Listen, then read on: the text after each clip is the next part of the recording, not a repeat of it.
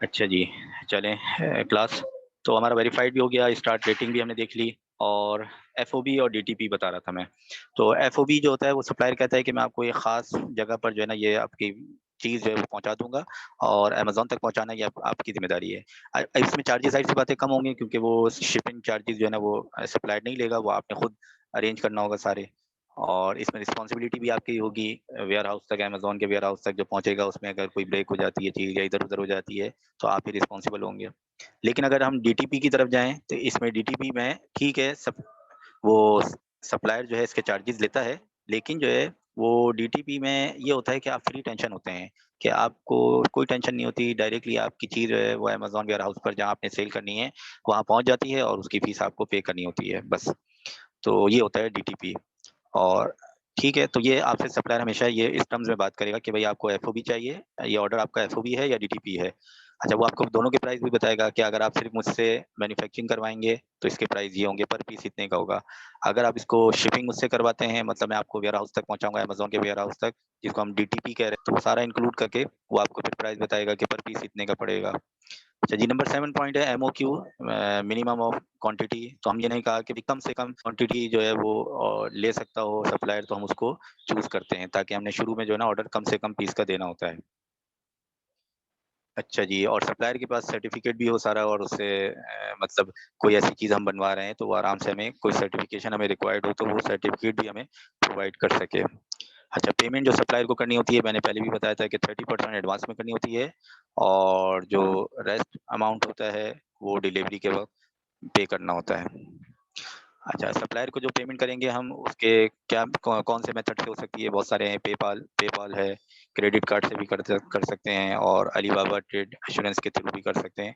तो कोई मसला नहीं है, अलीबाबा के थ्रू करते हैं तो हमें एक वहाँ से सिक्योरिटी होती है कि अगर चीज़ हमारी सही नहीं आई तो कम से कम रिफंड या हम के लिए अप्लाई कर सकते हैं। ठीक? तो ये वो स्लाइड है जो कि हमने अलीबाबा को अभी देखी थी कि भाई अलीबाबा पर कैसे सर्च किया जाता है। अच्छा, हाउ टू कॉन्टैक्ट सप्लायर्स। अब सप्लायर से आपने कैसे बात करनी है? अब मैं आपको अलीबाबा की वेबसाइट पे लेके जाता हूँ और यहाँ हमने पेन के लिए एक सप्लायर को क्लिक किया था, तो अब इससे कैसे बात करनी है? ये देखिएगा, अब राइट साइड पर टॉप पर एक कॉलम दिया हुआ है मैसेजेस। तो जैसे यहाँ क्लिक करेंगे, आप सप्लायर से डायरेक्ट मैसेजिंग पे बात कर सकते हैं। मैंने यहाँ मैं क्लिक कर रहा हूँ, ये मैंने क्लिक किया।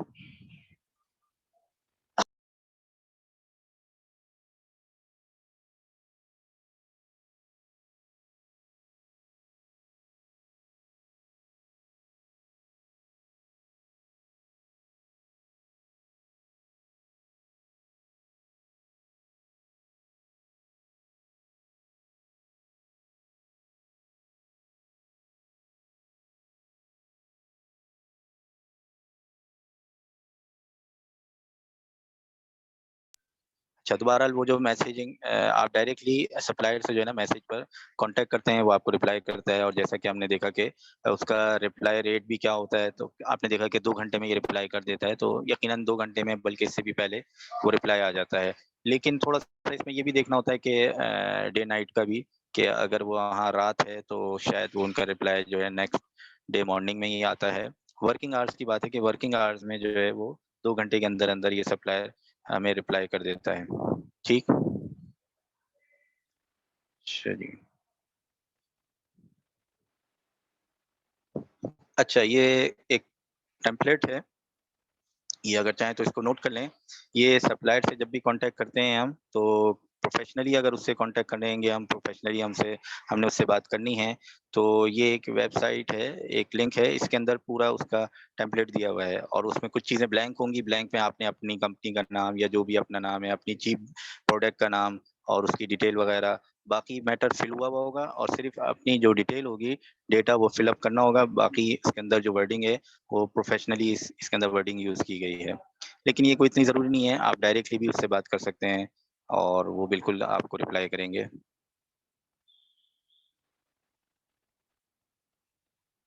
अच्छा, अब आप जब सप्लायर से कॉन्टैक्ट करके, उससे बात करके जब अपनी प्रोडक्ट का ऑर्डर करते हैं, तो ये 3 टर्म्स होती हैं, 2 तो अभी हमने डिस्कस करी थी, एक और भी है ईएक्सडब्ल्यू, एक्स वर्क, ईएक्सडब्ल्यू, एक्स वर्क क्या मतलब इसका? फर्स्ट वो जैसे सप्लायर आपसे पूछता है कि ठीक है मैं आपके ये 1000 पीस बना के दूंगा इतने के, लेकिन आपने कैसे कौन सा मेथड यूज करना है। EXW का मतलब ये है कि वो सप्लायर कहता है कि मैं अपनी फैक्ट्री में इसको बनाऊंगा और आपने मेरी फैक्ट्री से अपनी ये प्रोडक्ट पिक करनी है, मैं कहीं नहीं पहुंचाऊंगा। तो इसको कहा जाता है EXW। इसमें डेफिनेटली वो कोई चार्जेस नहीं लेगा, वो सिर्फ मैन्युफैक्चरिंग के चार्जेस लेगा जो वो चीज़ बना रहा है।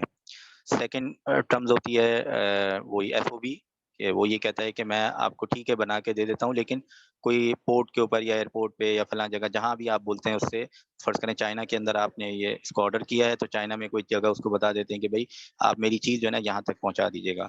तो वो थोड़े से उसके चार्जेस ऐड कर लेता है मैन्युफैक्चरिंग, और प्लस थोड़े से उसके जो भी शिपिंग चार्जेस डिलीवरी के चार्जेस होंगे वो आपसे ले लेगा।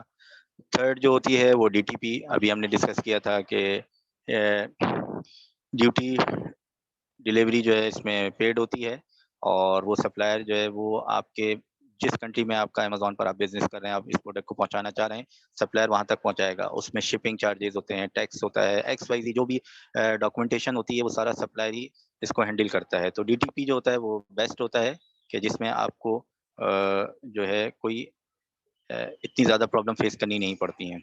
ठीक?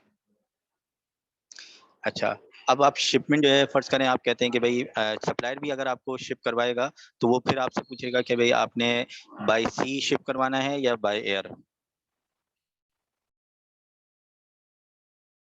ठीक है, अभी अज़ान हो रही है, अज़ान के बाद में इसको कंटिन्यू करते हैं हम क्लास को।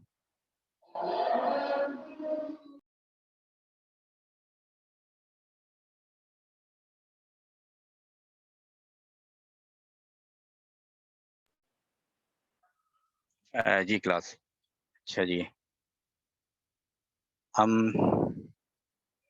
अच्छा जी, ये 3 टर्म्स थी जो आपसे सप्लायर पूछेगा कि आपने ये अपनी प्रोडक्ट जो मैन्युफैक्चरिंग करवा रहे हैं, ये आपने मेरे गोडाउन से ही मतलब मेरी फैक्ट्री से ही आप पिक करेंगे, और या मैं आपको किसी एक खास जगह पर पहुंचा दूं जिसको हम एफओबी कहते हैं, या जो है आपके वेयर हाउस जहां आप कहते हैं वहां मैं पहुंचा दूं, उसको डीटीपी कहते हैं।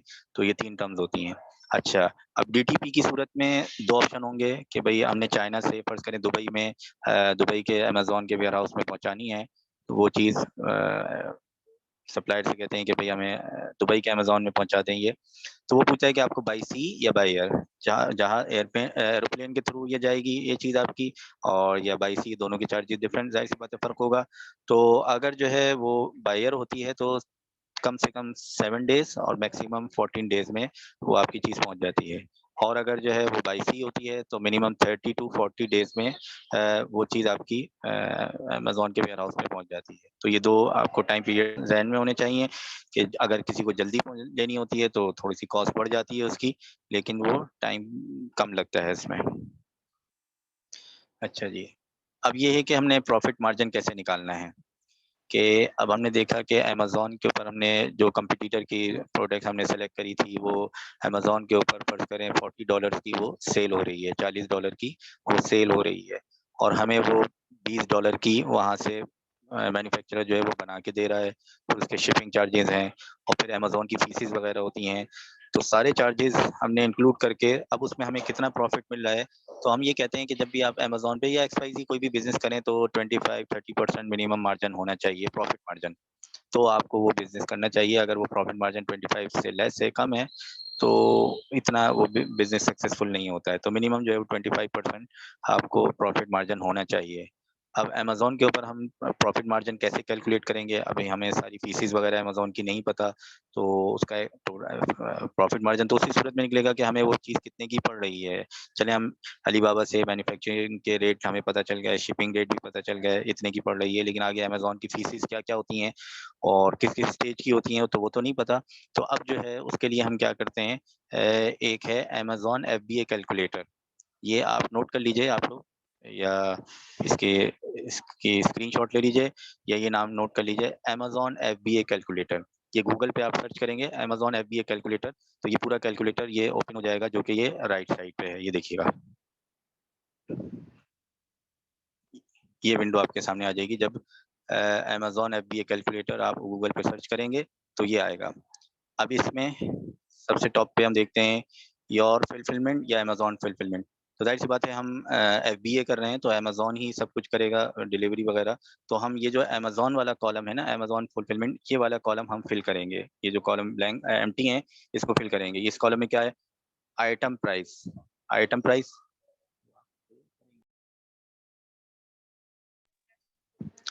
अच्छा, आइटम प्राइस अब इस कॉलम में के जितने में आपने सेल करनी है, आपने देखा आपका कंपटीटर जो है $40 की ये सेल कर रहा है, तो आपने सोचा इससे थोड़ा-सा कम 39, $37, तो कम से कम $2 का डिफरेंस रखना चाहिए।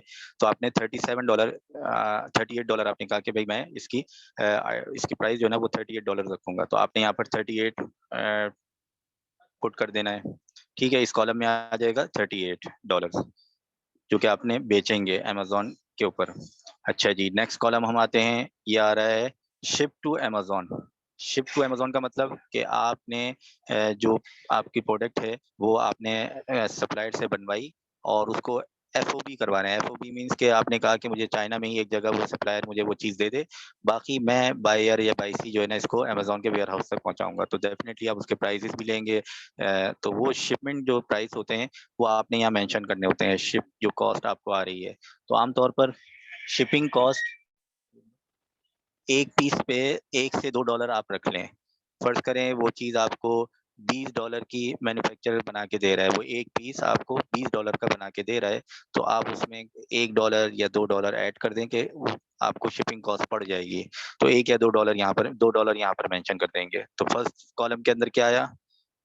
शिप फर्स्ट कॉलम तो आपका था कि उसमें आपने आइटम कॉस्ट लिखना था, आपने आइटम प्राइस लिखनी थी, आपकी जो प्रोडक्ट है उसके प्राइस अमेज़न के ऊपर आप कितने की सेल करेंगे। फर्स्ट आपने कहा कि मैं 38 की वो सेल करूँगा, तो 38 यहाँ पर आ जाएँगे। और सेकंड कॉलम में था शिप टू अमेज़न, तो शिपिंग कॉस्ट आपने $2 कर दी, तो वो $2 जो है आपने यहाँ मेंशन कर दिया। अच्छा जी, अब आ जाइए third one, average inventory units stored. तो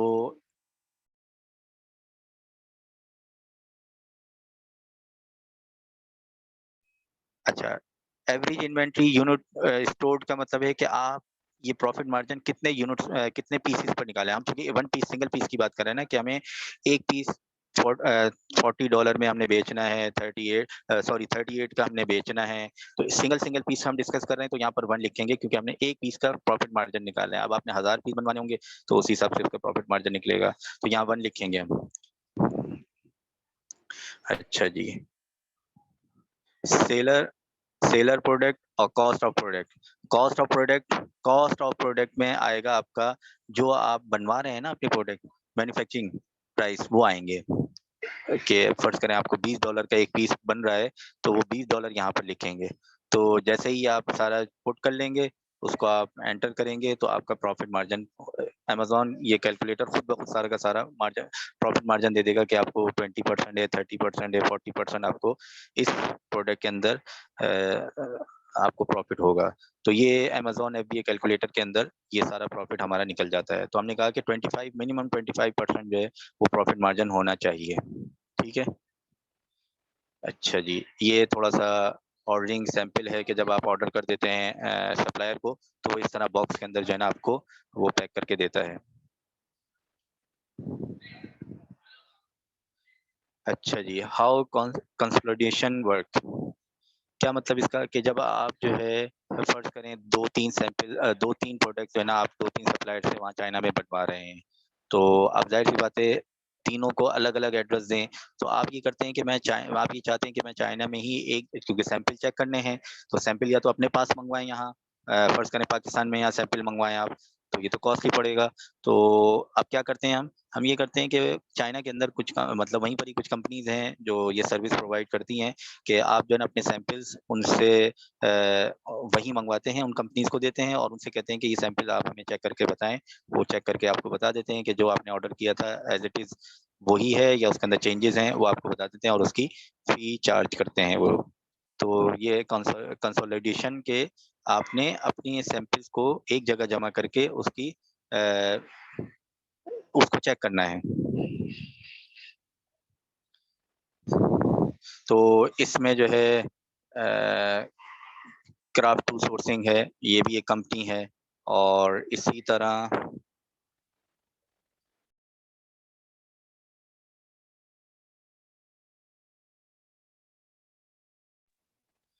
तो ज़ूम इंस्पेक्शन भी है और क्राफ्ट टू सोर्सिंग भी है। ये कंपनीज़ हैं, ये वो जो है आपको इंस्पेक्शन करके दे देती हैं आपकी सैंपल का।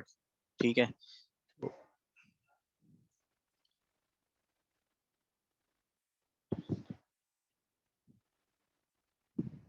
अच्छा, इस स्लाइड में तो अमेज़न की कुछ फीसेस बताई गई हैं कि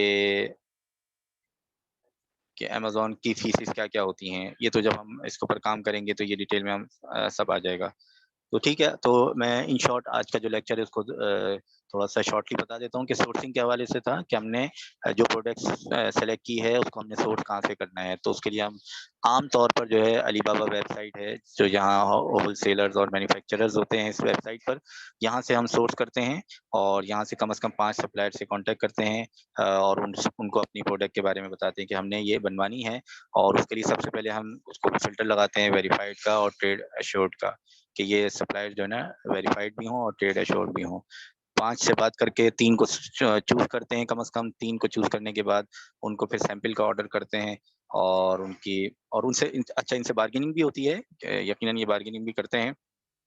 तो हम जो है इनसे बार्गेन करके सैंपल ऑर्डर करते हैं और फिर सैंपल ऑर्डर करने के बाद हम वो जो सैंपल्स हैं वो एक जगह कंसोलिडेट करवाते हैं और उसको चेक करवाते हैं, ज़ूम इंस्पेक्शन है, वो करवाते हैं। अगर वो ओके होता है तो फिर हम उसको आगे ऑर्डर करते हैं। 30% जो है एडवांस में पेमेंट करते हैं सप्लायर को और रिमेनिंग 70% जो है वो ऑर्डर कंप्लीट होने के बाद करते हैं।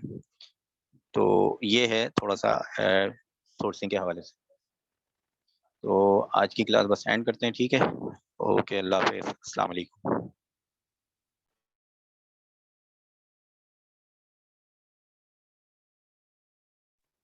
अच्छा, नेक्स्ट क्लास या बीच में हम रखेंगे कि जिसमें क्वेश्चंस होंगे और कुछ इसका हैंड्स ऑन होगा, प्रैक्टिस होगी।